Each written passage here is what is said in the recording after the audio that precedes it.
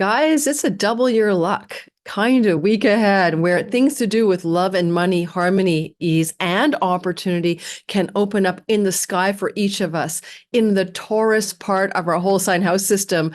And this kind of energy in Taurus we have not seen since 2012, before that, the year 2000, and even before that, 1976. Therefore, we're in a beautiful energy where Jupiter and Venus will come together this week ahead on Wednesday and Thursday, depending on your time zone, or the 22nd, 23rd of the month of May 2024.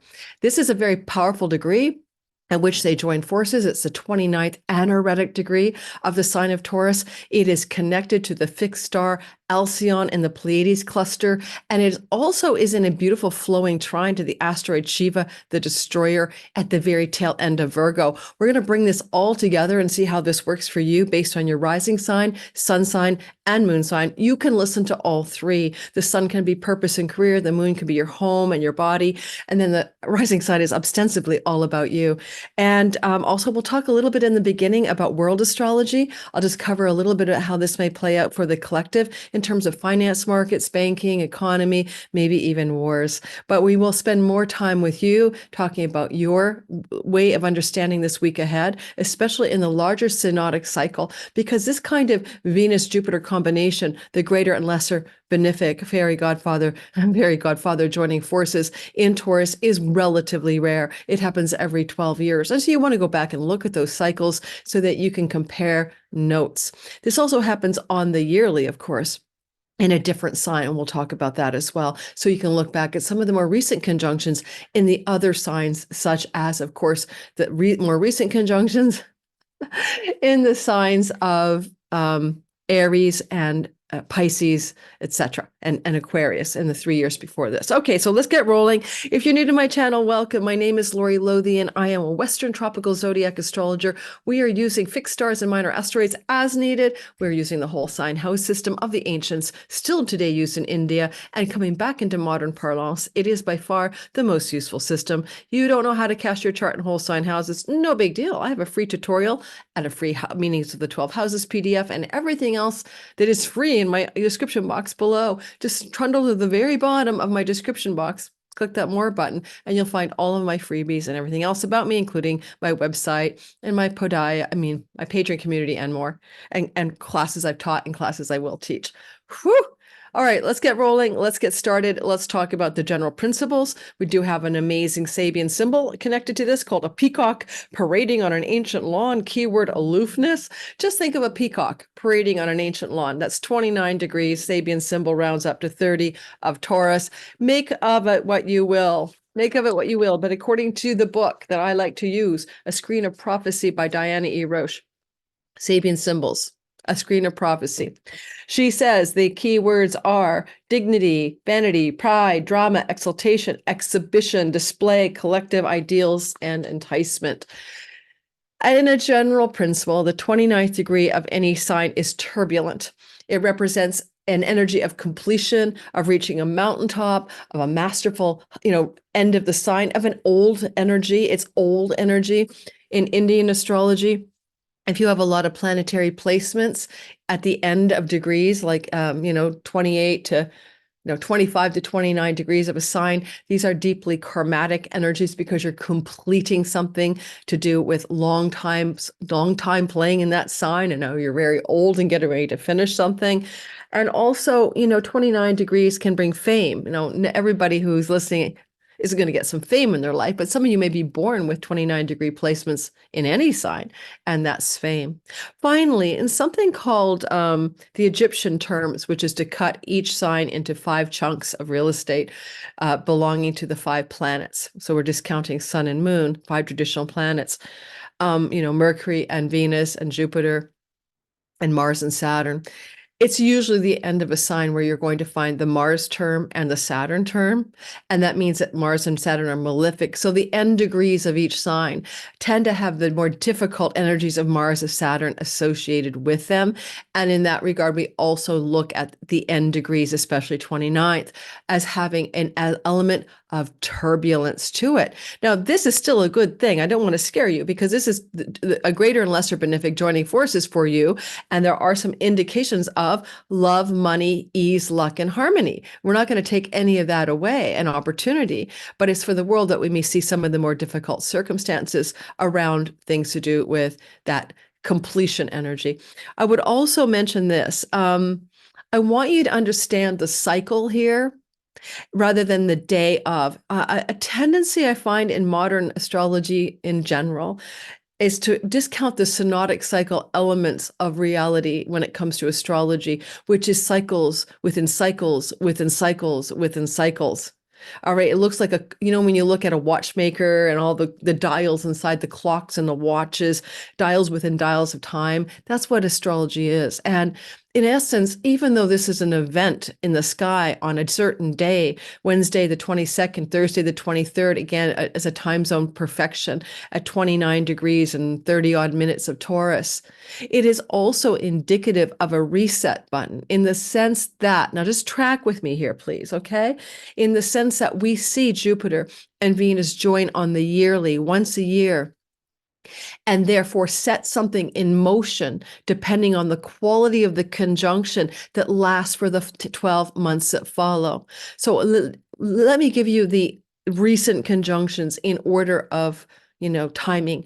It would have been in November, January and November of 2019, because of a retrograde Jupiter, that we saw the conjunction of Venus coming together with Jupiter in the sign of Sagittarius, blessing the last energy of that would have been November 24th, 2019, blessing everybody in the Sagittarius part of the sky.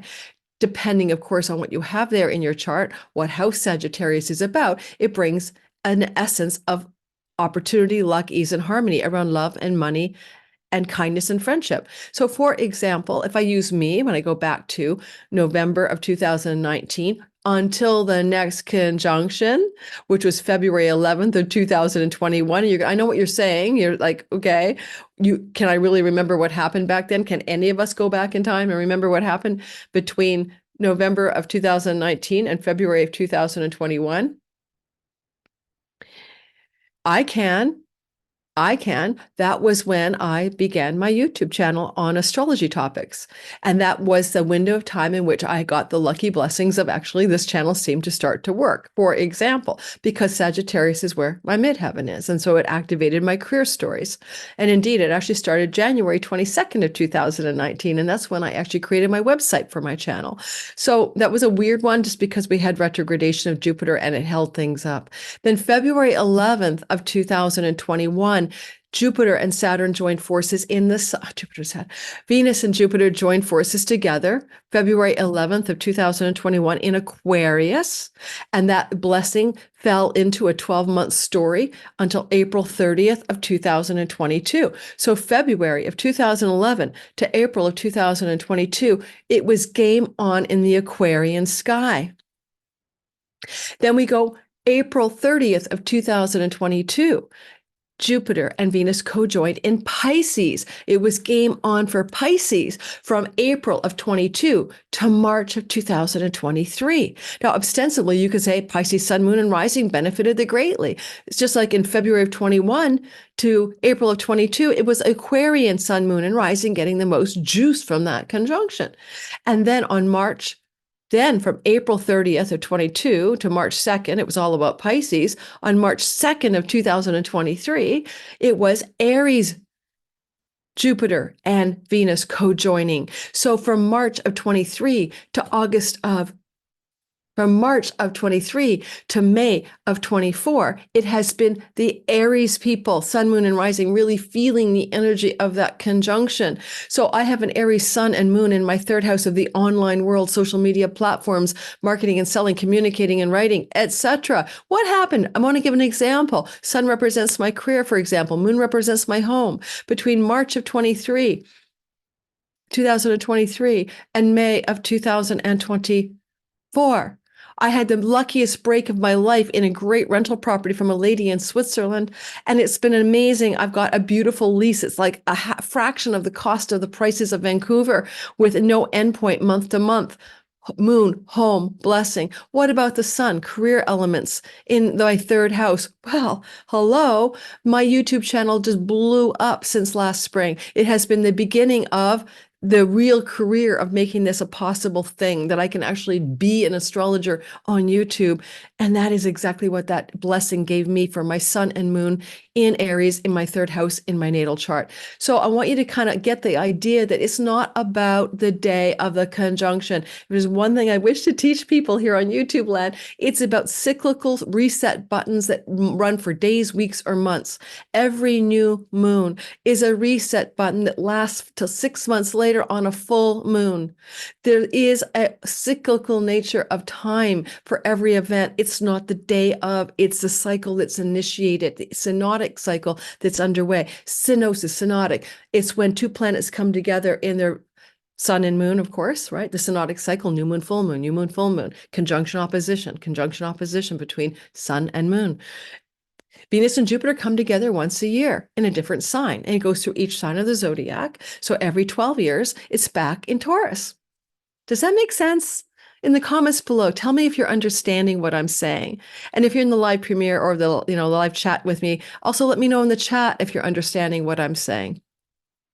Because this is how you need to see your astrological life in terms of the rhythmic reset buttons of synodic cycles as planets come together in their differential orbits and make a story happen via a conjunction.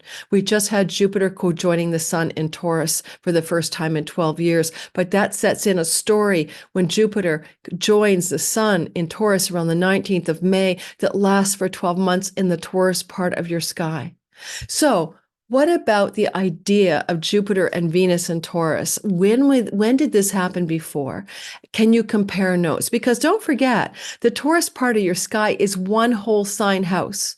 It has a particular meaning. It has it could be the house of your marriage, your career, your home, your chunky money, your resources, your children, your fertility, your romance, And so understanding your whole sign house system, the meanings of the 12 houses is extremely useful. So when we had it in Taurus back in time was May of 1976. Then you would add 12 months. May of 2000 in Taurus, Jupiter co-joined with Venus, add 12 months, right, until 2021. March of 2001, May of 2000, add 12 months to 2001. March of 2012. And then from that point, add the 12 months that followed. What good things happened in the Taurus part of your sky?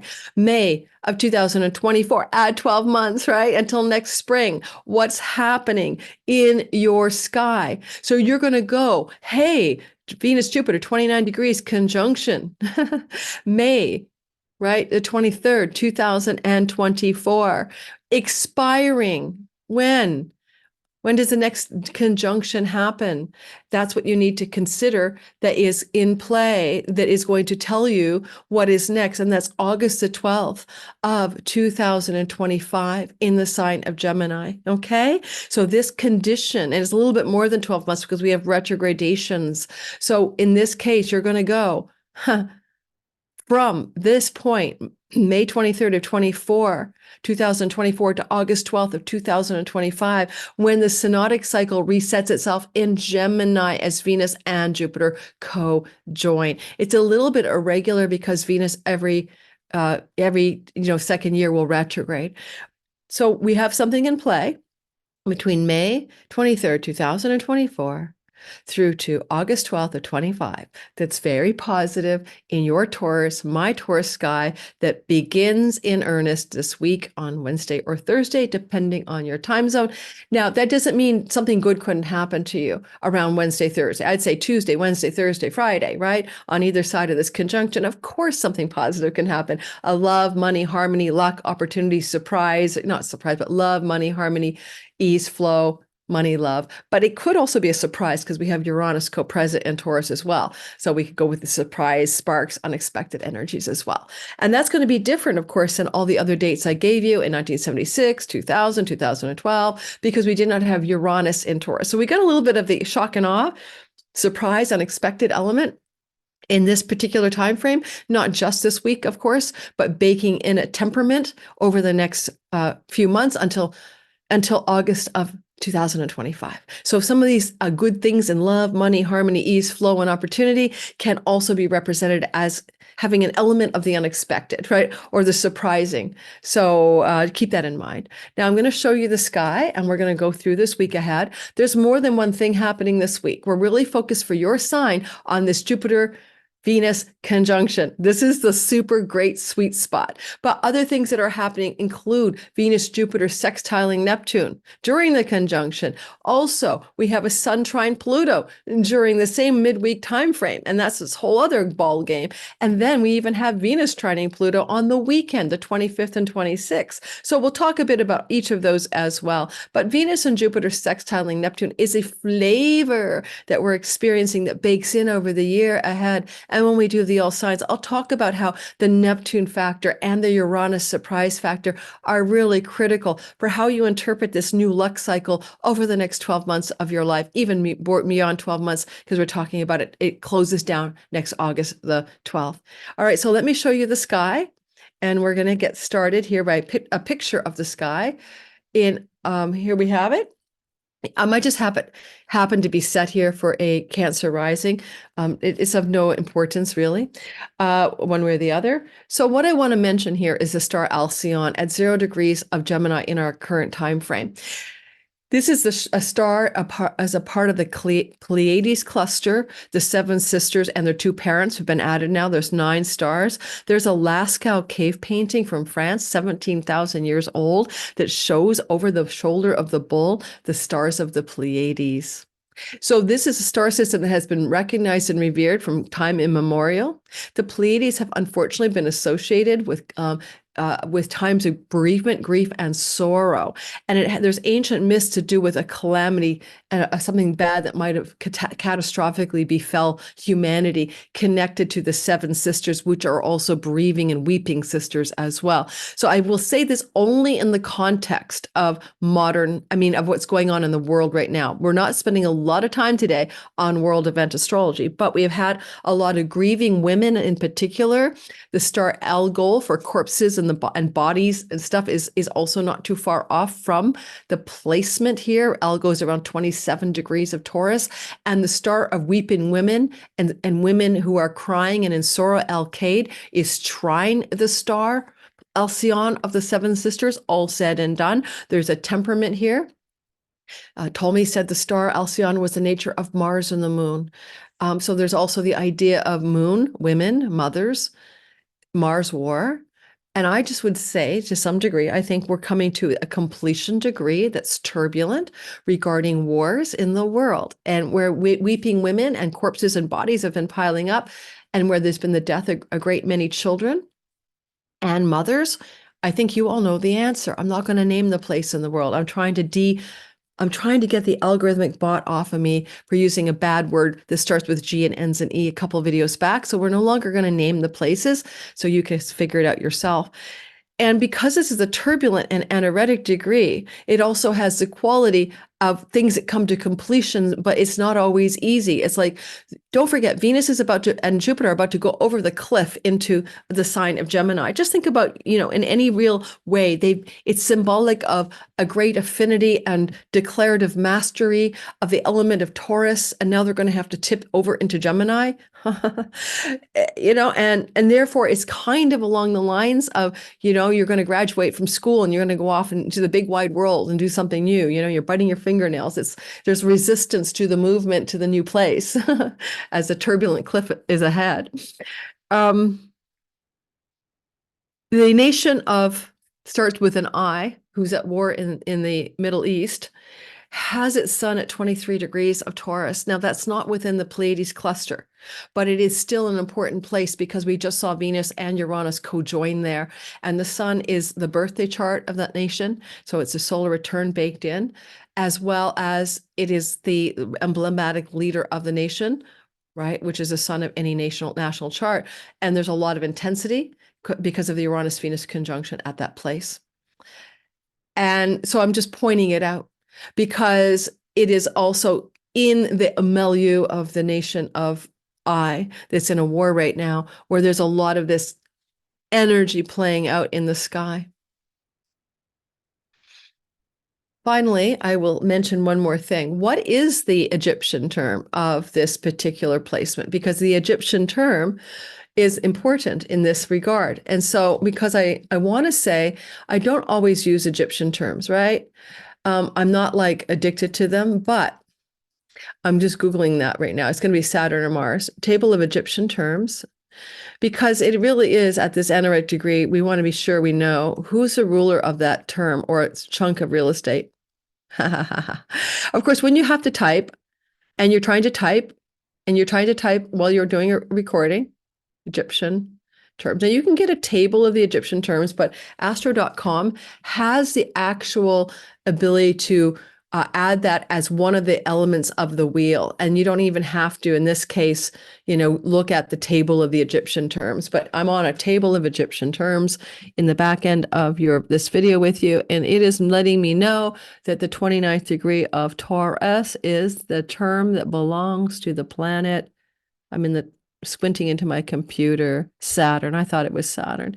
So Saturn is ruling the last few degrees of Taurus, and that will be like 27 to 29. And indeed, Mars is the ruler of 22 to 27. So from 22 to 27 degrees of Taurus, where the nation of I has its sun, we have the planet Mars, the god of war. But here, in our own little universe of 29 degrees, we have Saturn. Saturn is, of course, Chronos, chronicator, time, karma. Saturn is Grim Reaper sometimes. Saturn is boundaries and borders between things. And so Saturn is playing a role energetically because he's what we would call the term lord of where Venus and Jupiter connect. And if you look at Saturn in the sky, we ask ourselves, what would he have Jupiter and Venus do as a micro boss of them? Now, you'll notice that Venus is in her home kingdom, and therefore this is rather auspicious because she is the boss of what happens with Jupiter. She tells Jupiter to do her bidding. So Jupiter expands everything she wants. Jupiter grows it up, blows it up, makes it larger than life, brings a flavor of opportunity, divine wisdom, and goodness to it. So that's positive, right? And we have the unexpected qualities. Uranus is sitting on the sun of the nation of I as I speak, as this thing is playing out this week. So we see there's a lot of shock and unexpected surprises regarding the titular head of Israel or the governing body of that country. Oops, I said the name. Okay. But also, what would Saturn have Venus do, as a term lord? He wants to do boundaries regarding things to do with Pisces. Displaced peoples, indigent peoples, refugee peoples, underserved peoples, boundaries and borders regarding water bodies and shores. As you know, right now, there is a pier being built there by the United States, and that is about to go into action as a potential humanitarian corridor. But also, there was early on the idea that the leader of the nation of I said, well, maybe we can voluntarily ask the people of G to migrate through the pier that the United States has built. Voluntary migration, when your entire hospital infrastructure, universities and homes and everything's a parking lot and there's nowhere to live. It's not called voluntary migration. It's called forced displacement. So anyway, all of that is in play, but Saturn would like to have boundaries in watery environments, edges, seashores, land. He's also been bringing us hardship in water, especially for a long time with the asteroid Gong for catastrophic things there. And we've seen lots of water hardships, haven't we? We've saw, what is it, the flooding in was it Dubai? And we've also seen the catastrophic flooding in Dubai. It was way out of character for Dubai, who's always trying to conserve water. We also saw, things like the submersible imploding, the Fukushima radiation water going into the waters. We've seen a lot of water hardship stories with wars on waters, particularly the Red Sea. And so we're going to continue to see hardship regarding water. That's Saturn in Pisces as a general theme until 2026. So expect more of that. But I would say something along the lines of, if Saturn could nobly help Venus out, and the two of them are friends in astrology, especially Indian, then Venus would say, what can you do for me, Saturn, in a flowing sextile? I can bring you healthy boundaries. I can bring you solid structures for the displaced, refugee, underserved, underprivileged, repressed peoples of the world, that kind of story. This would include Ukraine, all right? This would include the situation in Ukraine. I'm not going to do a whole reading on that, but from Putin's standpoint, as a Scorpio rising, for example, this is happening in his house of open enemies, which of course, for Putin, he probably thinks that's the United States primarily and Ukraine secondarily. But whatever's going on there could see some resolution. That's one of the most positive things about this. It could finally be a kind of declarative end of war, stamp on new territory. There will be new territorial lines drawn. And that could be the boundaries of Saturn. I would expect that to be true by the end of the summer for other astrological reasons, that Ukraine situation is tying up loose ends and coming to a completion. The war was started under the energy of a Venus in her warrior mode, her morning star mode. She was going to go into her evening star mode here as she star points on June the 4th. Get ready for 2 videos on that. And that can also end wars. But Venus will not be visible until July. And therefore, there may be the potential seed for the wars of the world closing out, especially the ancient or the more tired war of Ukraine, Russia, with that closing out in sometime in July or August. That is definitely in the sky here for sure, as a narrative that I see for the situation in that part of the world. Now, in the meantime, let's talk about your sign. I promise not to do too much world astrology here. Before we go ahead and do your sign, I want to talk a little bit about the Venus-Jupiter story, according to Ren Butler's Archetypal Universe. So everyone knows that I love this book and I love Ren. I'm going to be helping share more about his course this fall as the summer progresses. I might try to drag the poor guy back on my channel. He got a little traumatized by negative comments when he was here one time because he was making an anti-Trump statement. And of course, you can't do politics on YouTube. You're always going to find yourself on the wrong side of somebody's opinion. So Venus and Jupiter together, according to Ren Butler's Archetypal Universe. Feelings of grand happiness and enjoyment, positive and supportive relationships, expansive, gorgeous beauty, impressive taste, the glory of love. Oh, I like that. The glory of love. Jupiter is the wisdom and guru and dispeller of darkness and a bringer of larger, bigger things, expanding. And Venus, of course, is just love, art, beauty, kindness, friendship, goodness, prosperity, tangible sensual rewards of the Matrix. You know how like Neo bails on the Matrix, but Cypher goes back in for the cigar and the wine and the pleasures. And Cypher goes, I don't care if it's real. I'd rather be in the unreal enjoying myself than in the real and suffering. And so there's a little bit of the Venus thing that involves that part of reality that is the sensual, that is the pleasurable, that is the tangible rewards of reality. Jupiter is not that guy. Jupiter is like, I call him jokingly fairy godfather Santa Claus, but he is about the deeper spiritual wisdom. Technically, where Jupiter is in the solar system, between Mars and Jupiter is the asteroid belt, which is the remnants of some smashed planet. Because the Babylonians said Tiamat was smashed. And so there is ancient wisdom about a planet that got smashed. It's that would have been between Jupiter and Mars, right? And that asteroid belt, which now has 24,000 named asteroids by minor asteroids by amateur and professional astronomers, it is always being pulled around the sun. And without Jupiter's gravitational pull on the other side of the asteroid belt, those asteroids will begin to get closer and closer to the sun and eventually begin to fall in toward the sun, meaning pummeling Earth along the way, right? So what I'm saying, there is the beneficence of Jupiter, even as a astronomical body, a giant magnetic force that keeps the asteroids from falling towards the sun and inevitably pummeling the Earth.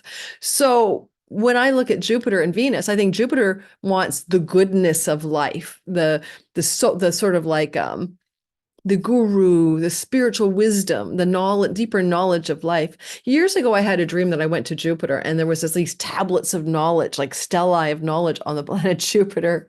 It was really a cool dream.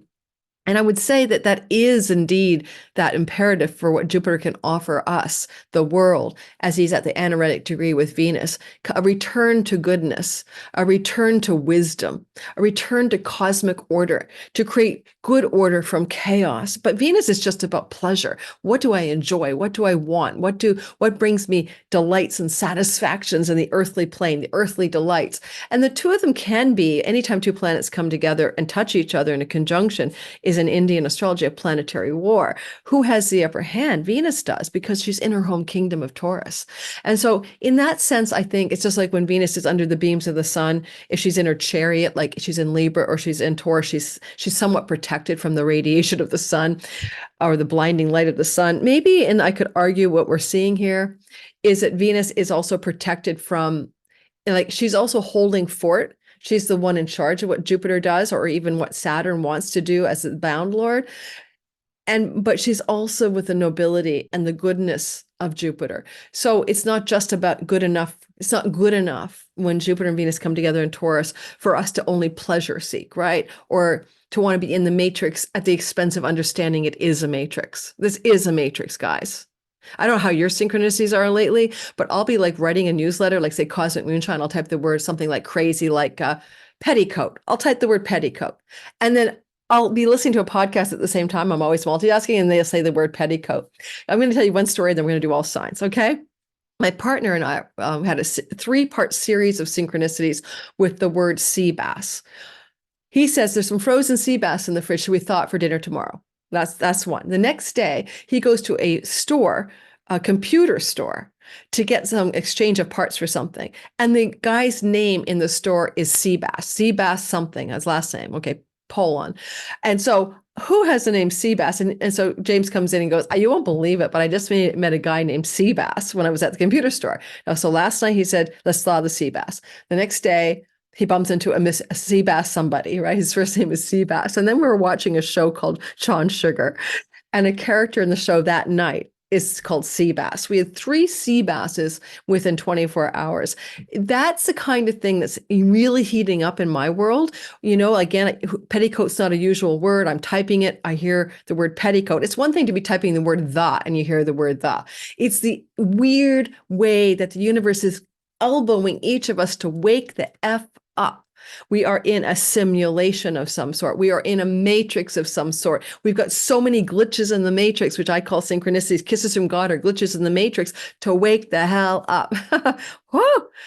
Okay, pulpit aside, let's go ahead and do your sign. We're starting with Aries. Don't forget, your sun is your career and purpose, perhaps, or father figures. Moon is home and body, and maybe your mother and mother figures in your life, people who seem like a mother to you. And then your rising sign can be all about you, because it's you at the steering wheel helm of the chart, the first house. And it is also very intimate to you. It's your latitude, longitude of birth, at the time of birth, what was on the Eastern Tropical Horizon zodiac line at the time of your birth. All right, let's start off with Aries and let's get rolling on this exciting week ahead. And we're not going to talk today about the Venus trine Pluto very much. It's happening on the 25th, 26th of the month, which is the weekend for most of us. We are really focusing on the Jupiter-Venus conjunction sextiling Neptune. All right, that is what I want to talk about for us, because that is baking in a story for the whole year ahead, not simply for one day or 2 days. That's a qualitative baking it in, like you would bake into clay, you know, something on clay, and then you would fire the kiln. This energy that starts now this week is emblematic and a signature, a keynote vibration for the next more than 12 months till August 12th of next year. And you won't get this Taurus thing again for another 12 years, right? This is not coming back until May of 2035. So understanding it, using it, and its rarity is also the Uranian signature. So I'm excited by this one. This is one of my favorite videos. I've been looking forward to doing it all month long. I also did in my Venus through Taurus video another take on this, if you want to go back and listen to that one as well. Okay, let's get rolling. So I just got up to get some chocolate. You guys know I'm a chocolate fiend, right? And I was coming back from my chocolate break and getting ready to sit down and talk to you guys again. I stumbled on some interesting synchronicity that I'm going to tell you very quickly about, not very long. I don't want to bore you. But I was talking about this being a simulation. And I know you guys are going to think that Google was listening to me, but I have a client here and I haven't seen him for a while. He's a musician and I'm going to promote him right now. But I didn't even know this. Is this just I came up as a Spotify recommendation. And it says April 4th, 2024 is the day he released it. His name is Neo 10Y, Neoy, like Neo in the Matrix. Now, honestly, this might have been on my phone all along. I might have been popped in this morning. So I'm talking about Neo in the Matrix. The guy's name is Neo. He's a musician, Neo 10Y. The song is called Choose Love, Crying in the Simulation. Choose Love, Crying in the Simulation. Really, Lori? And single, released on my birthday, April the 4th. I mean, this is the kind of SHIT you can't make up. Now I'm going to play a little bit of it. I don't want to get some kind of copyright strike, right? I want people to hear my voice. Oh, damn it. It's an advertisement. Give me a minute. I have to wait for the ad to finish because I don't have Spotify anymore. I dumped it for another streaming platform. Let's just let the ad go by. All right. Oh my God. How many ads are they going to give me before I get to listen to a song? Seriously? No wonder I don't use this app anymore. Now can I play the song? Yes.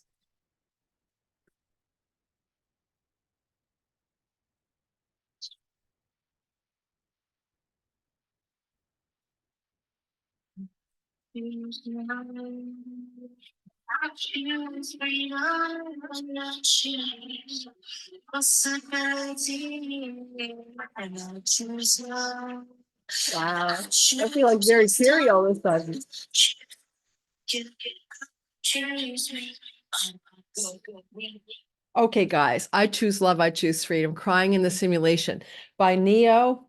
And I'm going to get his actual channel. I'm shouting him out. He is a client. I can't believe it. I haven't seen him for a while. I think I last saw him a couple of years ago. It's hard to book with me. But anyway, I mean, that kind of stuff just blows me away. You can't make it up. You just really can't. Now, it is on Spotify. He's NEOY 10Y. If you want to find out more about his music, and I will actually put his link in my description box below. Holy man, choose love, crying in the simulation. All right. Does that not inspire you all? It does inspire me because every now and then I am crying in the simulation. I'm not crying in the simulation because my hair looks bad. I'm crying because the world is gone to hell in a handbasket. And I seem to be quite emotionally sensitive to catastrophic loss of children's lives. I don't know what's wrong with me. I mean, really, why would I be upset because so many children are being killed or orphaned? There might be something wrong with me, right? All righty. Let's get rolling. I still don't get the lack of compassion when you dehumanize. There was a quote the other day, when you dehumanize people, you become unhuman, dehumanize. When you dehumanize others, you become non-human. And I honestly think that's what has been happening. Let's roll ahead and do all signs. And I actually made it through this without doing mundane astrology that's going to get me tanked in this YouTube land. And I get that this is not the place for that sometimes, especially when I'm monetized, because I'll probably end up getting demonetized. Aries, sun, moon, and rising sign. Drum roll for us, Aries. Okay, guys. So remember, hopefully you listened to the beginning, but you want to go back to understand the cycle of Venus and Taurus with Jupiter is not all the time. It's rare. And this one lasts till next August. So if you want to go back to, Venus and Taurus cycles more recently, right? It's spring of 2000, spring of 2012, May of 2024. Those are some more recent occurrences. In the beginning, I give you much more literal, times. Okay, so listen to the beginning. So for us, Aries, sun, moon, and rising folk, this is a reset button at the very tail end of our earnings, money, and resources house. This is where we have all the life force bios stuff that we need to survive, food, shelter, water, and thrival, extras left over. And so we put our savings in here. We can put our earnings in here. We can put our possessions, house, car, mattress, TV, and sofa.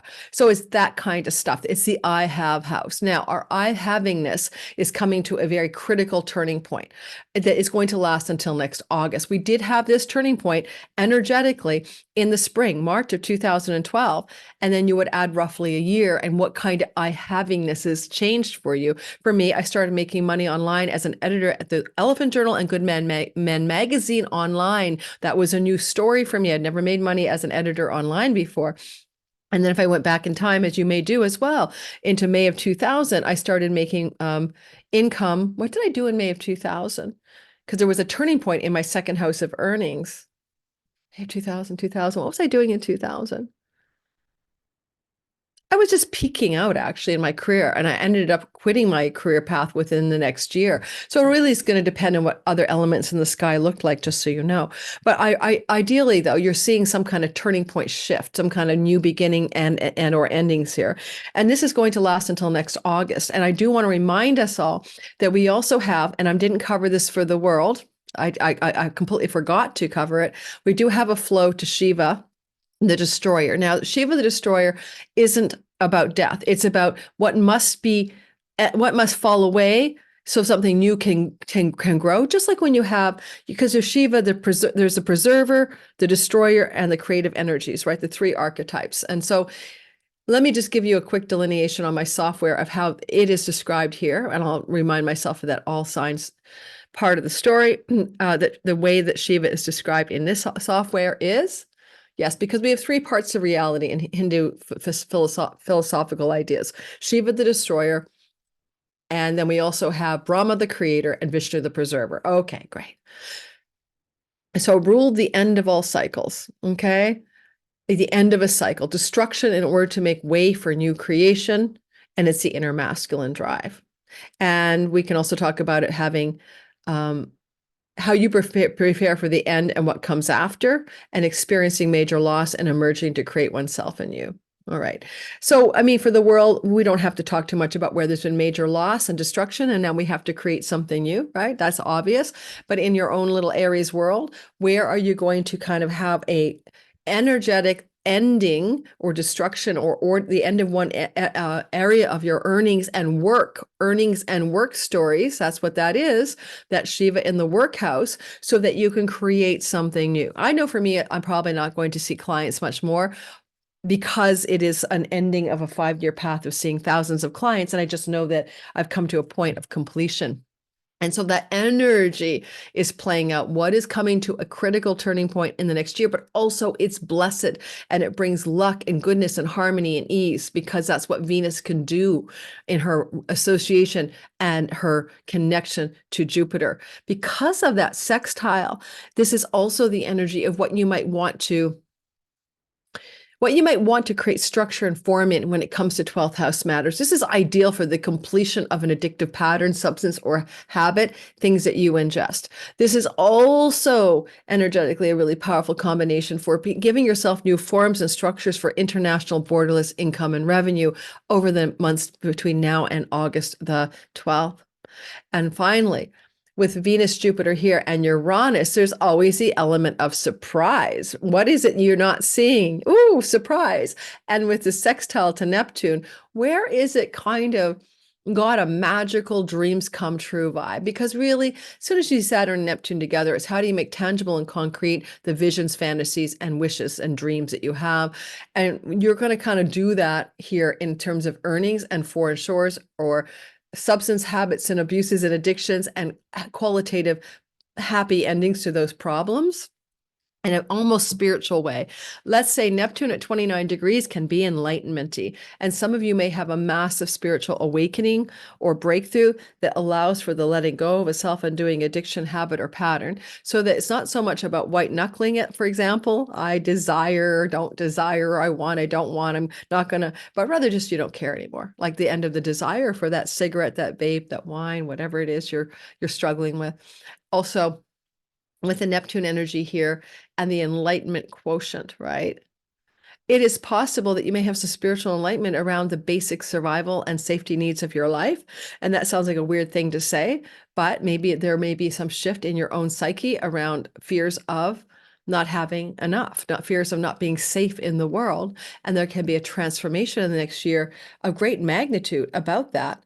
So I would love to see how this works for you guys. And finally, Shiva over here. This is a karmic debt house, right? And so there may be a completion and an ending around karmic indebtedness situations. And also if you hold debt, literal financial debt, and the Shiva, the destroyer, may destroy the debt in order to make way for a new reality in which the debt stories are less true, if even at all relevant to your reality. Okay. I didn't mean to put the moon in here. I never use the moon for the weekly. She's just moving so darn fast, right? But it can be noteworthy to say that the moon, at the time of this conjunction is pretty well an early Sag moon. And there's something about that too, but I'm not gonna, we'll address that in another year, another day. I want to take her out. Hang on. Because in my view, the moon is just moving like 2.5 days, right? Every 2.5 days, the moon is going through a new piece of the sky, a new sign. What the hell? Software won't let me remove it. Come on, moon, go away. There we go.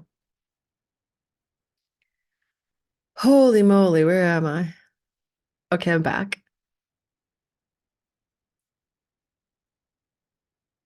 Okay. And anything else I want to say? Well, only thing I'd add to that, Aries, is that when Venus is in the second house, it is about what one's pleasures are when we ingest food or anything that goes through our throat and mouth and nose area. And there's a real completion here at 29, some kind of end point, end game. It wants to emerge in this part of your world regarding maybe even just Haagen-Dazs or gluten or something that you ingest that your body really doesn't want. So that's changing in the next year. If anybody aspires to fame, there could be a little bit of, internet fame here. Neptune rules, all the videography platforms. Venus is in a work and livelihood energetic house, and possibly maybe a little micro celebrity may emerge in the world of some Aries over the next year.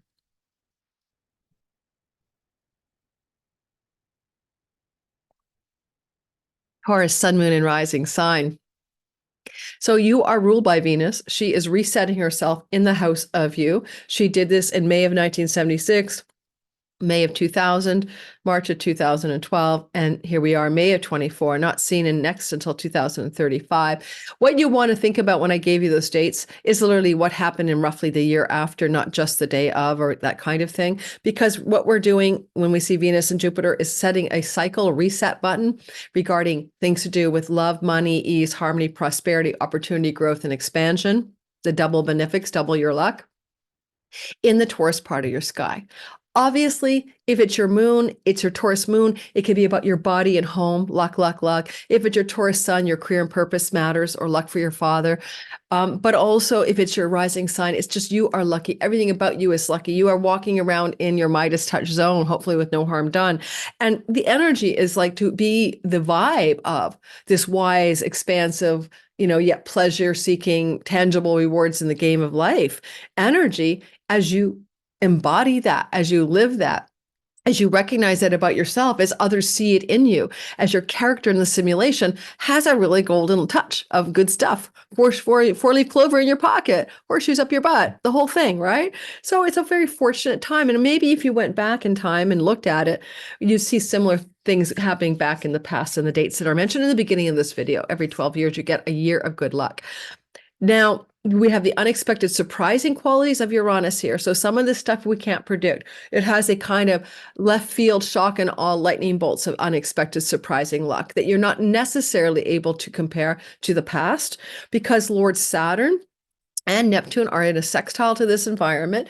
First of all, there's something dreamy, magical, enchanted about how you can get this visionary, fantastical dreams come true in the next, till next August 12th, vibe coming through the house of earnings and career gains. This is literally the money you receive from the 10th house. This is like, the red carpet rollout, the raises, promotions, rewards, perks, sometimes pennies from heaven and windfalls financially, as well as your larger groups of friends and social belonging. All of this area is participating in it in a very dream come true way. Indeed, your longer range goals and dreams and visions and wishes for your life come off that 12th house, which is very forward thinking. And also you can experience some real objective dreams come true over the next 14 months. or 15, almost 15 months after this. The energy of Jupiter is you feeling leaderful, expansive, and on top of your world.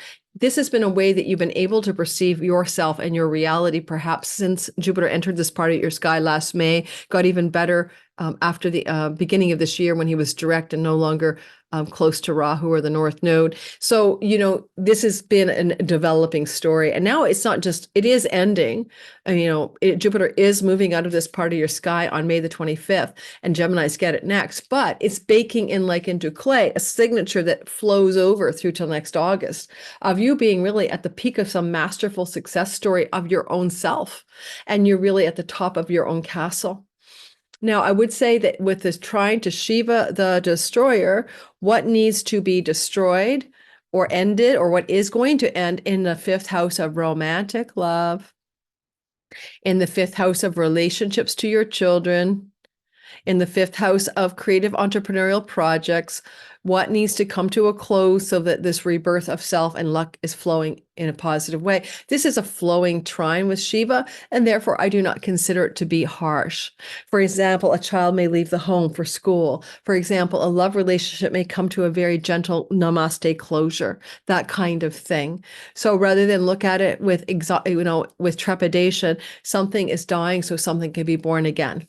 In the romance house, in the childlike relationship, in the creativity and muse house, that kind of story. And technically as well, Venus will be doing the best for you of all the signs because she is in her kingdom in the house of you. So, by far, this is one of the luckiest signatures here in the sky for this week ahead is for you, Taurus, Sun, Moon, and Rising, folks. Can't complain, can't complain. And that's about all I have to say.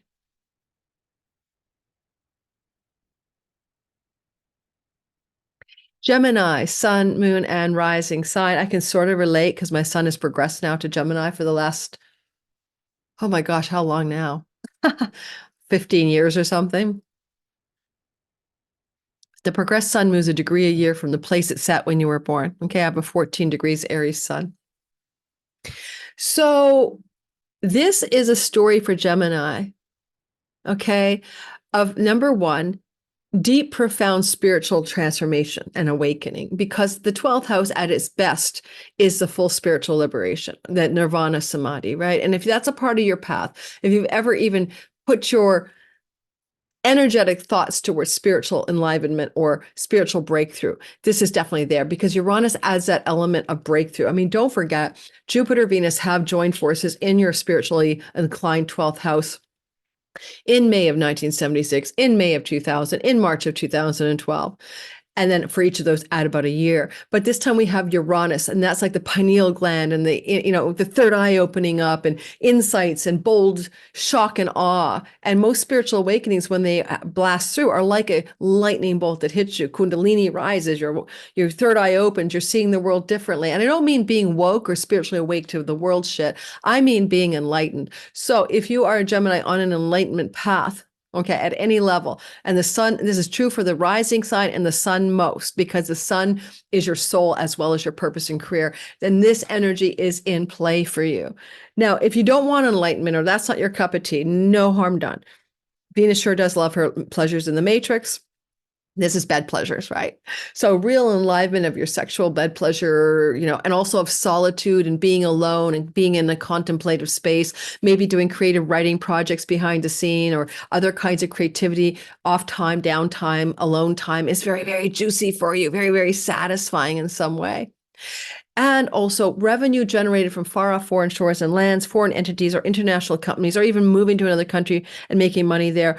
All of that is very juicy for you in the 12 months ahead. Jupiter loves to learn. Venus loves pleasurable learning, and learning and educational opportunities are also blessed in the window of the year ahead through to next August.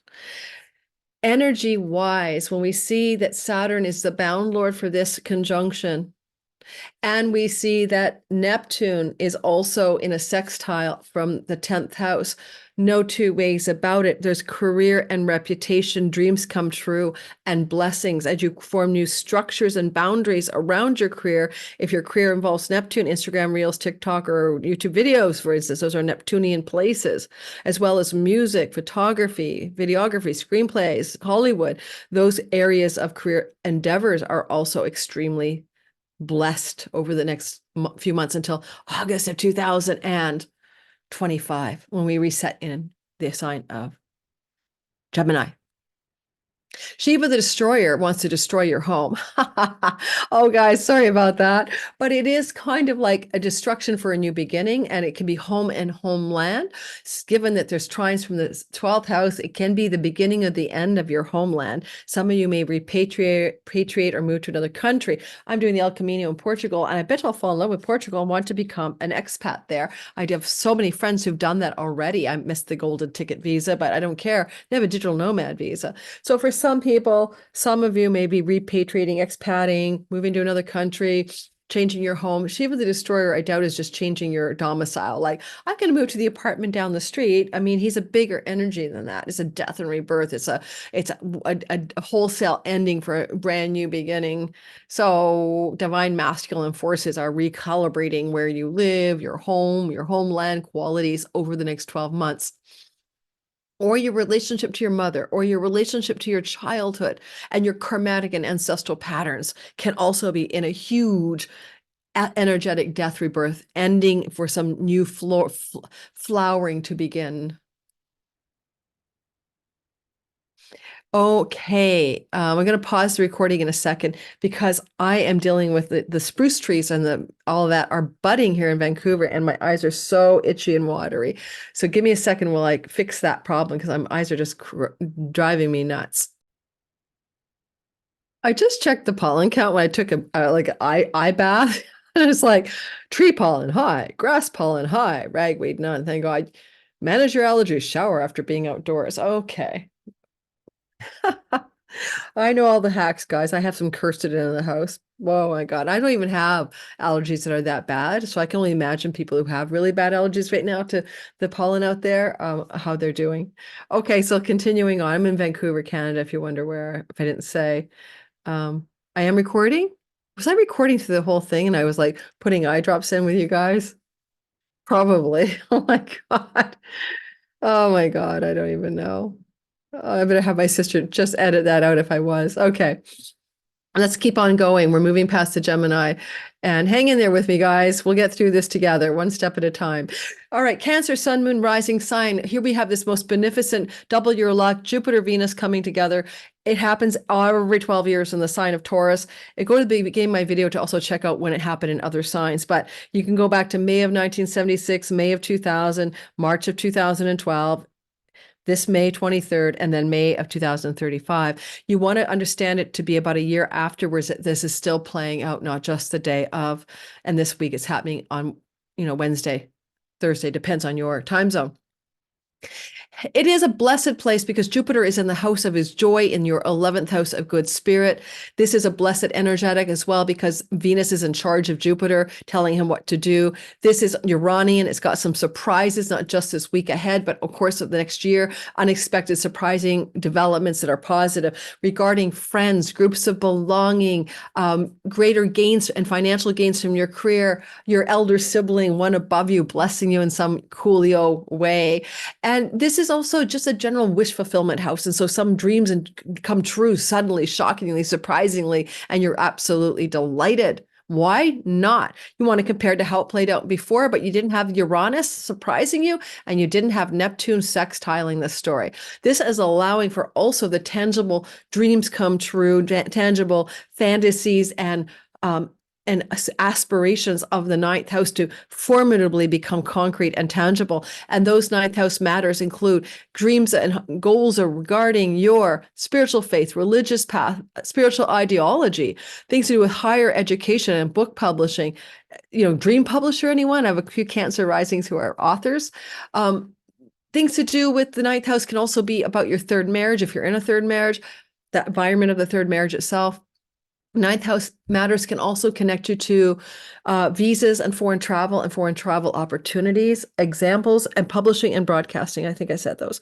So the gist is there's a lot of stuff that happens here, but more deeply, it's a Dharma alignment place. Like, how do you get that true North Compass alignment with your truest meaning of life and purpose for being here? That's a big story as well. You're getting a lot of support over the next year from friends and benefactors and allies and elder sibling who wish to lift you up and support you. And very likely your career gains are on the increase, both financially and in reputation, and in ways that you are rewarded and awarded karmically and in real time in life.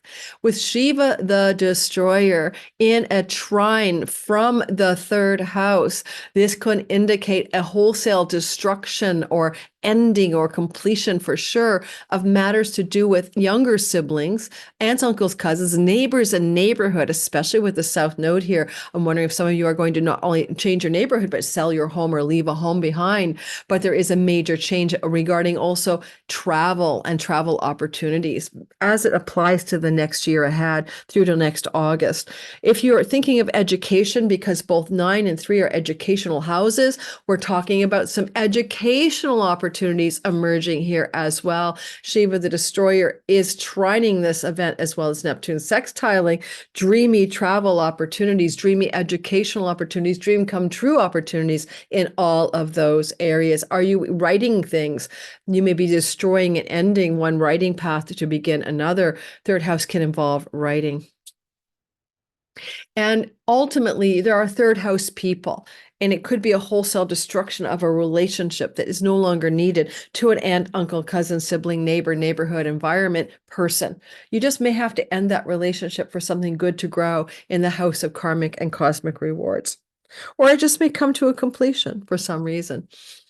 But it's flowing and it's a trine, and it doesn't feel like a hardship to me as I look at the sky, keeping all of that in mind.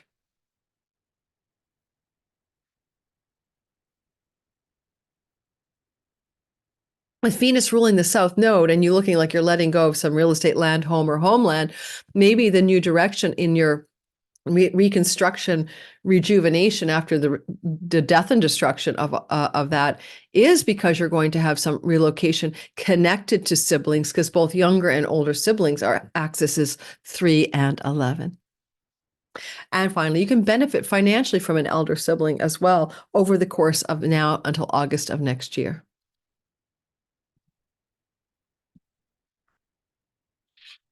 Hey, Leo, sun, moon, and rising sign. What happens here is that Jupiter and Venus are culminating together at the 10th degree of your 10th house. I mean, the final degree of your 10th house. And this is double your luck. This is a powerful and heretic degree. You had this kind of conjunction in Taurus before at different degrees, of course, in May of 1976, May of 2000, March of 2012, next seen May of 2035. So this May 23rd, through to next August, when we have a conjunction in Aries, something is stamping in here for you to do with luck, opportunity, financial expansion and growth, prosperity around career and career-related matters. So I had a Leo in my comments going, why don't I keep all this lucky in my career success? Nothing's happening. This is general bell curve astrology. A lot of what's going to happen hasn't happened because this is a synodic cycle. It's not just about the day that Venus and Uranus co-joined recently. No, it's a synodic cycle. It's setting something in motion over time. Okay, a Venus cycle is about a year long. A Jupiter-Venus cycle like this is, as I said, until next August. So of 2025. So keep it in mind. I don't want to be irritated here, but I mean, understand your natal chart is not a general reading, all right? And on top of that, it's not the day of something. It's a something set in motion synodic cycle. That's why people think astrology doesn't work. Someone goes, Mars-Uranus conjunction, and you think it's the day of the Mars-Uranus conjunction. No, that's a 2-year story that just got seeded for 2 years, not the day that it happens. All right, so back to the astrology for you guys. At the top of the sky, the vibe is success, change, expansion, unexpected developments. Uranus, you don't see it coming. It's a bit of a shock. Oh my God, a new job. Oh my God, my job ended. Oh my God. All of these unpredictable elements in the year ahead regarding career and reputation and work and career stories. End of story. But you also have, unlike the other times, you also have a sextile from Neptune and Saturn together. And Saturn is a bound lord, as I mentioned earlier, of the 29 degrees Taurus. And so therefore, Saturn could say let's make some dreams come true along your financial matters and your long-term chunky money, of your resources for retirement, of your monies in your investment structures, of the monies you share with your significant other, of the money you could get in a one-time payment like a severance package or a sign-on bonus or a performance bonus. Those kinds of monies are unexpectedly increasing regarding your career and reputation space over the course of the next 15 months from this conjunction. And you want to remember that Shiva, the destroyer in the earnings house, is destroying your earnings and resources and possessions and savings to some degree. Now, it is in a flow to Jupiter, and therefore whatever is ending in the earnings story increases in value in the reputation and chunky money. More chunky money dreams come true, less maybe paycheck, salary, earnings stories as important maybe. But on a very practical note, maybe there's going to be a wholesale destruction of one work career path. And the way that you create your resources for your life is changing dramatically over the next, 15 months, but positively as well for new fertility and growth in the earnings, money, resources, and possessions as it applies to your work and career storylines. With Shiva in the second house, I'd say it's more like a change of career path than a change of a job, but we shall see, right? Has a more amplitude than just I changed my, job within my company. You might not even be in the same industry anymore. The same applies to entrepreneurs because Jupiter does rule your house of entrepreneurship. But I'm just saying wholesale changes in the way you run your career and reputation. Big stories are changing. Big things are happening here.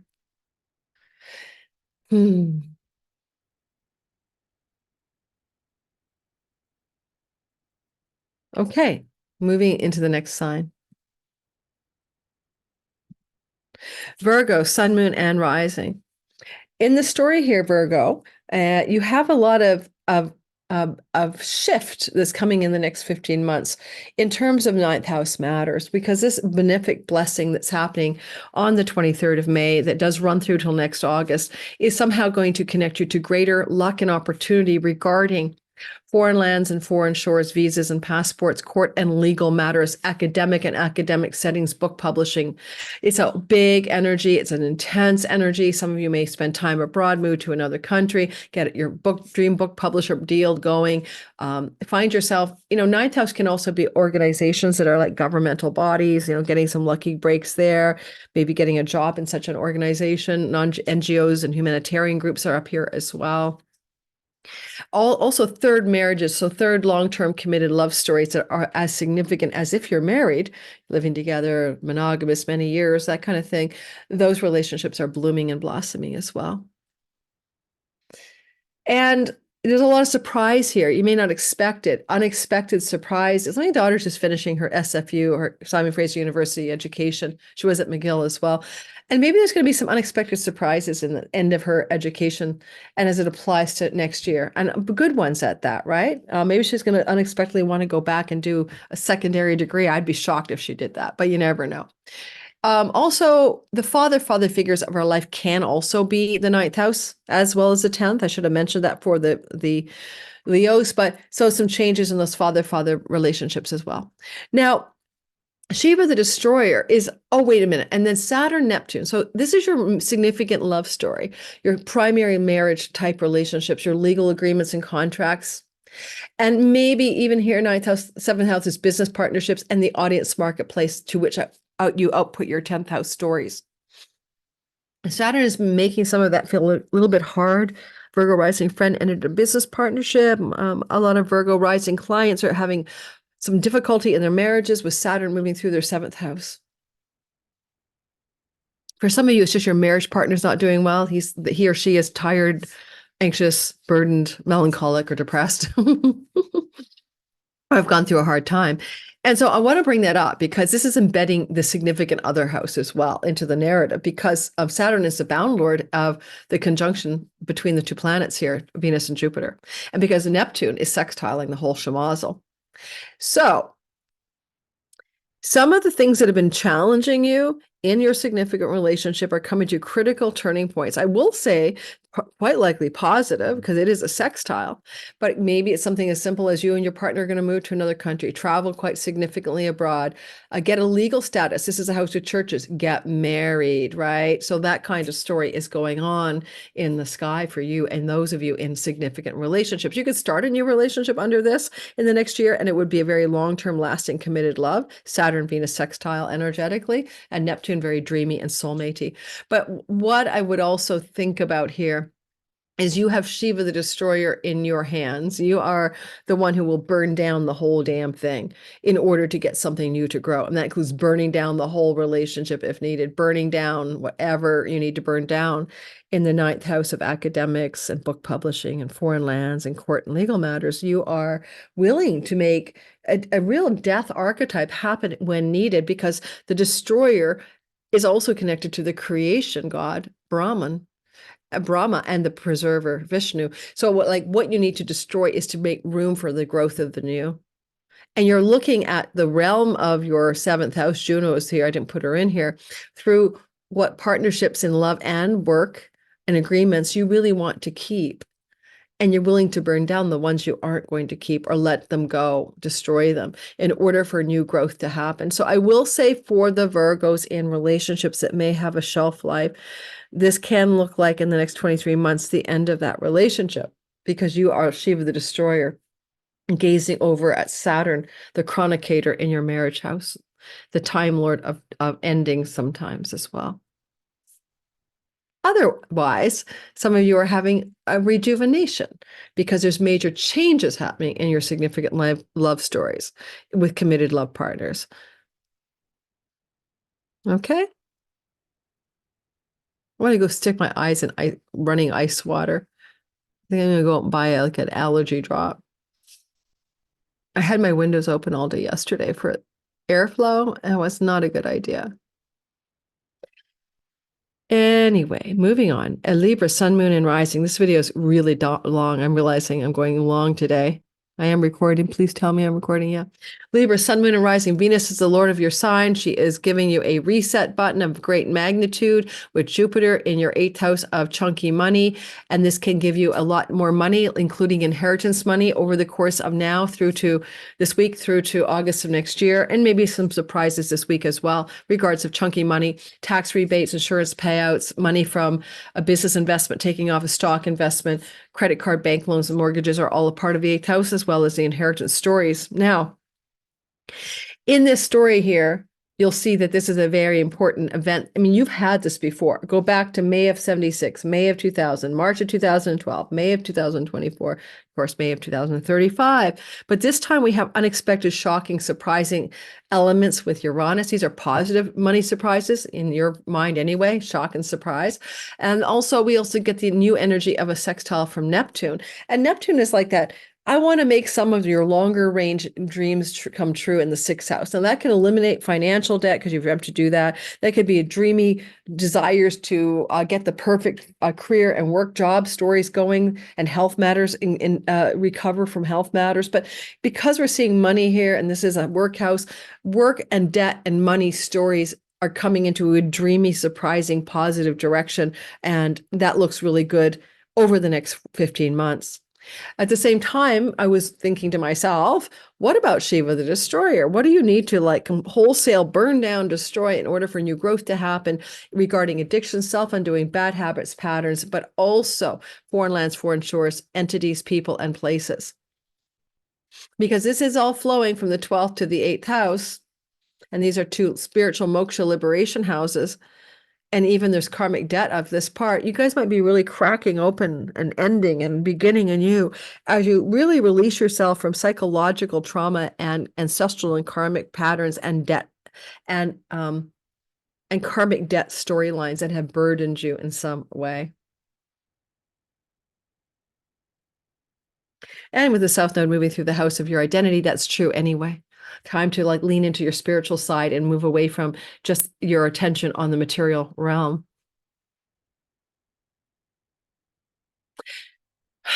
Saturn is in the house of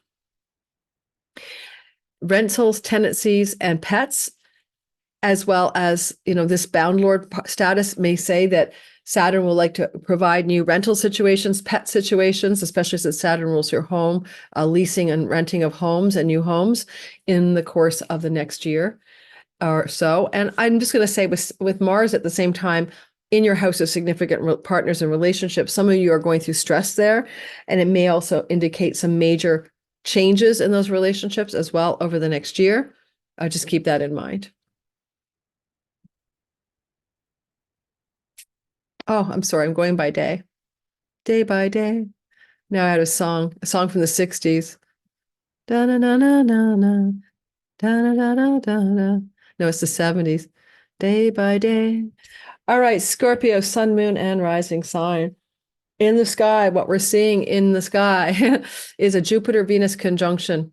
Anytime you see those two coming together, you're going to double your luck, double your money in the house of marriage, significant love and long-term relationships, client, audience, and marketplace environments. Like, you want to put out your music into the world. You want to put out a product. You want to show the world something that you're doing in your performative Leo 10th house. This is 10 houses from the 10th, and therefore is the audience, the marketplace. But it's also that significant other. It's also that business partnership. It's also some legal contracts and vows.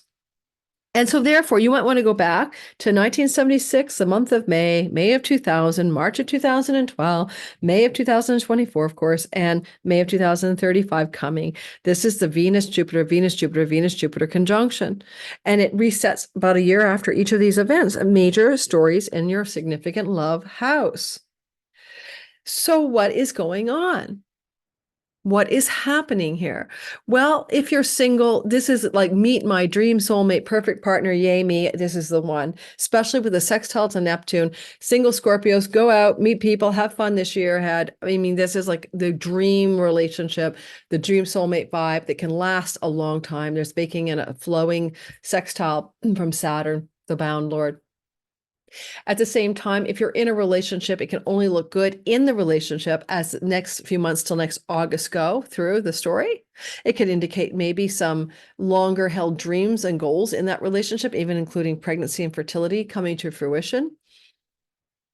It can level it up to moving in together, getting married, consolidating a stronger level of commitment in existing relationships between now and August next year of 25. Also, possibly for some of you, this could be if you're an artist or creative or entrepreneur where Saturn and Neptune sit, some of your entrepreneurial, creative, and artistic creations are going to really hit the mark with the public and audience over the next year and really surprise everybody, especially with Uranus, and go viral or go big. And with Shiva the Destroyer in the 11th house of great career gains, maybe you're going to destroy the way in which you gain career money, because maybe no longer are you going to gain your career story monies from the same old place, which was, whatever you've been doing in your 10th house could indicate a wholesale change of the way you earn money in your career.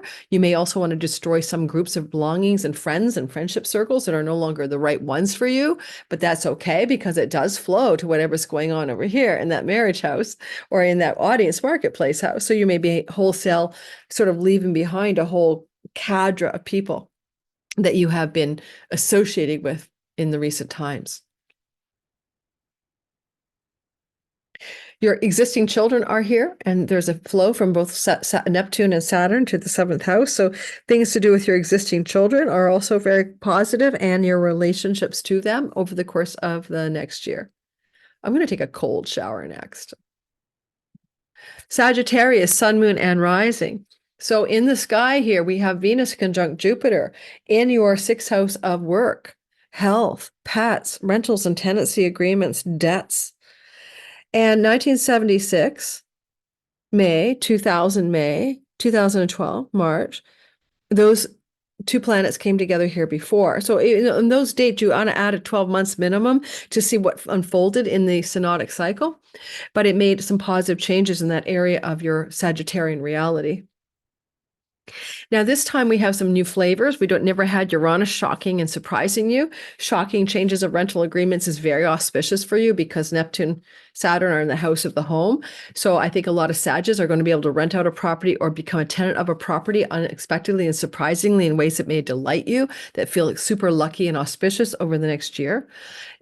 Debt you owe or debt that's owed to you can come suddenly back, especially if it involves family of origin monies and money owed from your people that are your family, money from mom and dad, and debts around those relationships cleared or returned to you, money returns to you.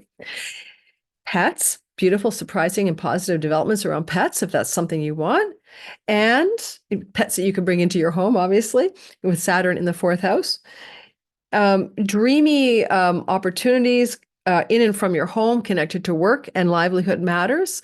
And it's kind of auspicious dream come true improvements to your health, but mostly through things you're doing close to or in and from the home.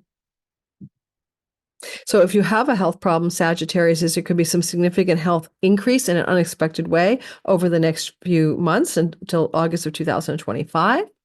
Well, we also have Shiva the Destroyer in a like perfect trine here to the storyline.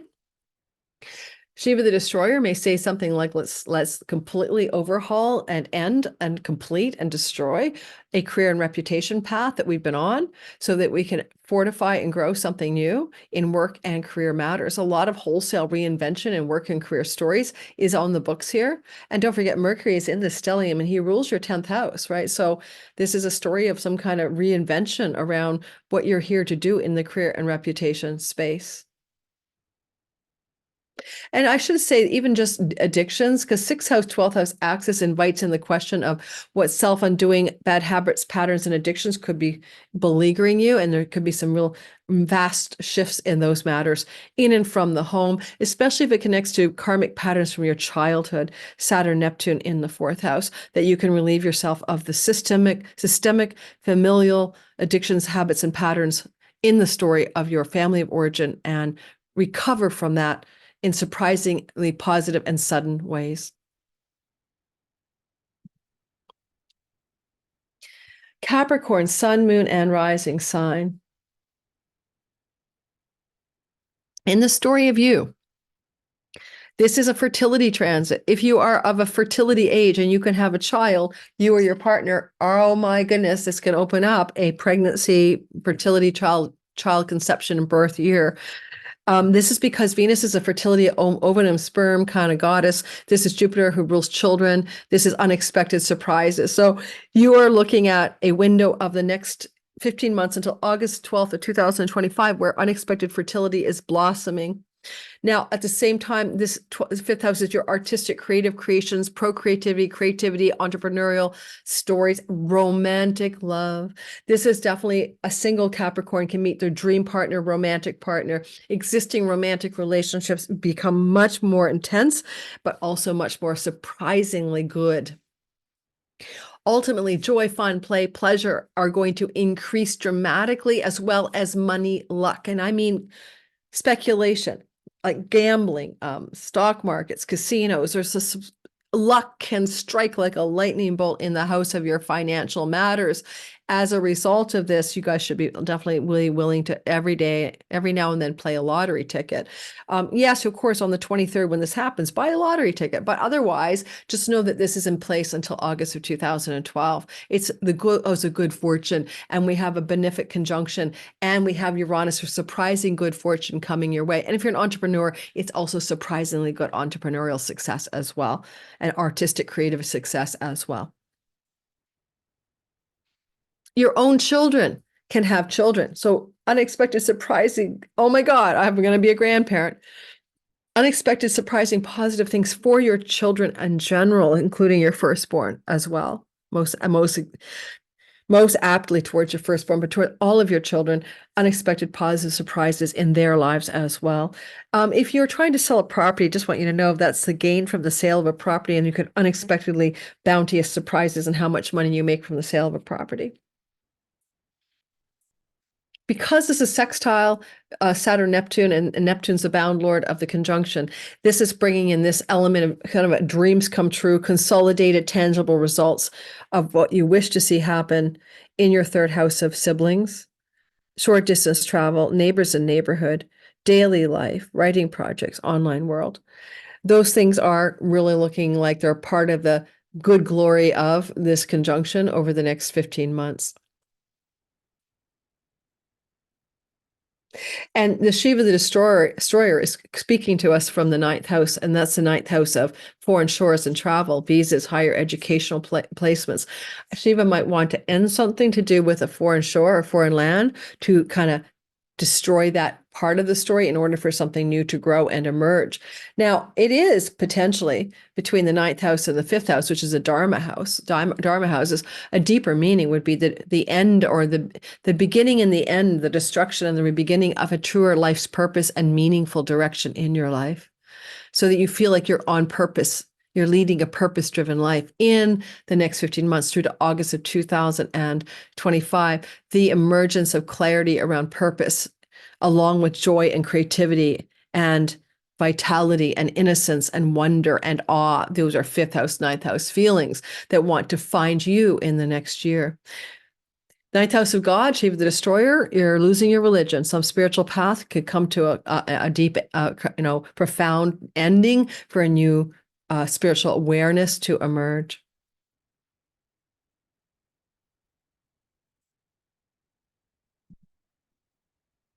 Aquarius, sun, moon, and rising, I am certainly one of you.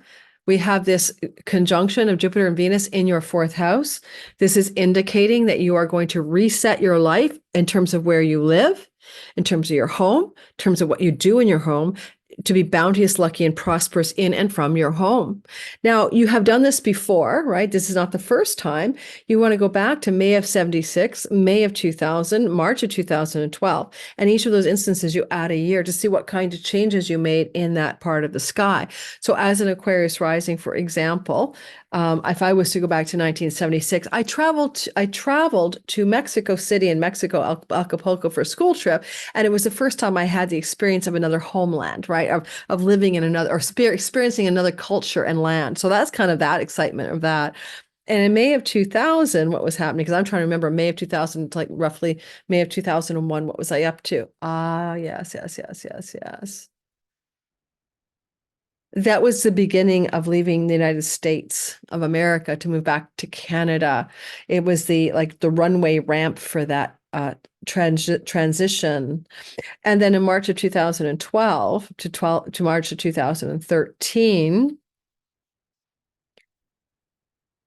Oh, I remember what happened. I traveled to Scotland and I got married. But that's because Venus is the ruler of my ninth house of foreign lands, and it's complicated. So, but I also remember in March of 2012 to March of 2013, my landlord decided she was going to sell the house that I was living in with my then husband. And then that began the process of looking for another place, which we did indeed do within a year after that. It's so funny. So many ways to try to remember these things. So I'm asking each of us to go back and try to parse this and remember this, right? And see what else we may have been doing so that you can make sense of this in your own lives. Now, Jupiter-Venus conjunction, also Uranus, surprises. This is different than the other ones. We didn't have Uranus here. So there's some kind of unexpected surprises regarding fourth house matters. There's unexpected surprises regarding mother and father narratives, because especially your mother, this is the house of the mother and the family of origin. Possibly as well, there are unexpected developments regarding legacy wealth. When Jupiter's here, you can often see things to do with inheritance money coming through the sky as well. And not that I want you to worry about that, but that can be a meaning, right? You can't discard it. It is a part of what happens when Jupiter moves through the fourth house, and you may unexpectedly inherit some money, especially with Shiva the destroyer in the eighth house of inheritance money. Now, with the destroyer up here as well, you could destroy the way you have relied on or used inheritance monies, investment monies, tax monies, that kind of thing, and wholesale kind of burn down one thing to begin something new to do with that kind of wealth up here, and things to do with home and homeland. We also note that you have a flowing energy from Neptune, which didn't exist before. And this is giving it a dream come true vibe, especially from the second house. So because we see two money houses involved here, some of your longer range structures, plans, and dreams to strengthen and fortify your finances is going to be achieved through what you're doing in and from your home, or connected to legacy family wealth, or connected to property and land and home and real estate matters. And so those things are in play as well. See, also, I mean, Neptune Venus energy here between the house of possessions and the house of home could be something as gentle and beautiful between now and August of possessing a new automobile, of possessing a new home, of possessing a new financial positive object for your home, like getting your dream sofa. I mean, your dream bed. I mean, it might be very gentle, but it's definitely, you know, a financial and possessions. And I have a home. I have a home. Shiva, the destroyer, in the house of mortgages and banking and financing. It can even be something simple as you buy a home. I have a home.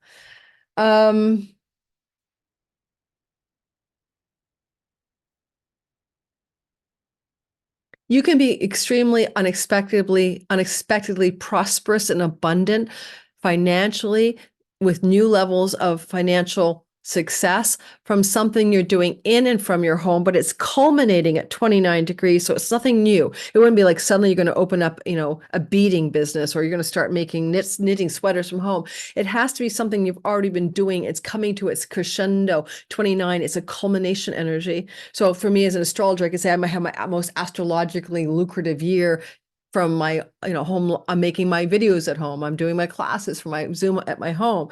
So that's an example. So whatever you're doing in the from and the home can kind of crescendo out as a culmination of prosperity in and from your home. All right, let's keep on keeping on and talk to you next and last about Pisces, sun, moon, and rising, who has an ambulance siren in the background. Do you guys hear that? Okay, so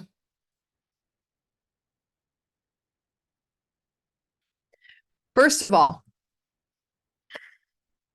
you are ruled by Jupiter. He's the lord of your sign. I want to bring that up because he is conjunct Venus, a benefic, who exalts you. So these two planets both like you, right? You have a nice relationship with the exaltation lord of your sign and with the owner of the domicile lord of your sign, Jupiter. It's not Neptune in modern astrology. That's a fabrication. And so bottom line is the two planets who favor you conjoin together in your third house of siblings, short distance travel, online world, virtual neighborhood, neighbors in neighborhood, and things to do with writing projects and all of that. So this is like juicy in your everyday life. I go to the store, I go to the restaurant, I go to the gas station. I do this every day. These are my people. These are my routines. That is going to look really positive for you. And that's something you've experienced before, but this is different. You want to go back to May of 1976, May of 2000, March of 2012, May of 2024, and then May of 2025. Now, this one lasts until August of next year. And each of the ones I've told you lasts for about a year. And so therefore, it's a synodic cycle that opens up doors of positivity regarding those third house matters. And you want to ask yourself to compare notes to get some familiars, you know, history to see how it played out in your third house for you in the past. It's also a house of writing. My Pisces rising sister writes really great fiction, and she was doing a lot of writing, if my memory serves me, back into March of 2012 to say like spring of 2013. So ask yourself where you've been prosperously, abundantly happy here before. Uranus gives you the shock and surprise, unexpected travel opportunities, unexpected neighborhood expansion, unexpected positive growth and developments in your website or online world, unexpected positive things regarding sibling relationships. So this is a story of yay you in those areas of your life. And maybe a sibling has unexpected bounty and prosperity and flows it back to you because it sextiles you. Now, if you want to use this in on the online world and you do writing projects and things like that, certainly say this is a year to go for it. Harness this energy. It's yay you. You can have unexpected, surprising developments. And Uranus is the internet. So in your online world, that's even doubling down on that. What we notice is that there's a sextile from Neptune that didn't exist before. And that is also connected to the bound lord for the conjunction, Saturn. So this Saturn Neptune thing is anyway, I want to make my dreams real. I want to stop being a fantastical fantasist full of daydreams that never come true. I want to be solid, practical, and realistic in my long range dreams and goals, fantasies and visions for reality and how my life should look. That's coming into play for you. Saturn's asking that of you last March through to February of 2026. And now these two are collaborating with this Venus-Jupiter conjunction. And that didn't happen before. So now there's a real tangible opportunity to make your writing dreams come true, your online visible social media reality prosperous and come true, your connection to a new neighborhood siblings, connections, travel opportunities come true. With the Shiva, the destroyer in the marriage house, let's not say it, right? But there could be a destruction of an existing long-term relationship that allows for new fertility and growth and expansion regarding third house matters. Now, it doesn't mean the relationship has to end. Maybe it has to end in a certain way so something new can begin within it, for example.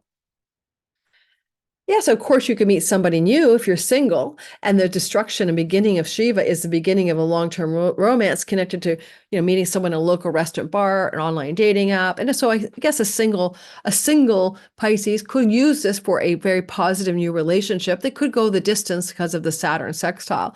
So it is an auspicious new relationship opportunity between now and August. But with Shiva, the destroyer involved, opposite Neptune, I'd say it's the end of the way you fantasized and daydreamed that relationships should look ever since 2011. You've had your foggy rose-colored glasses on about the significant love stories of your life. And now Shiva's destroying that in order for you to have realistic views, but also maybe longevity and lastingness in longer-term committed love. And existing relationships are under the same duress. And I don't want to say a relationship has to end here. It can be ending in the way it's been conducted so something new can emerge.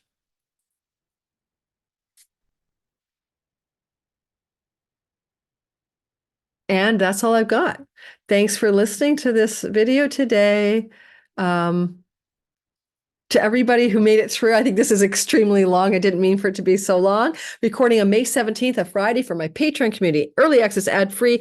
2 free courses when you join for $5 a month. Give me a try. You can always leave. Check it out at patreon.com/lunatic astrology, or the link is in the description box below. Have a wonderful, wonderful, wow week ahead. It's full of intensity. It's full of luminosity. It's one of the better weeks we've had in a long, long time. Ciao, everyone. I'll see you on the next video.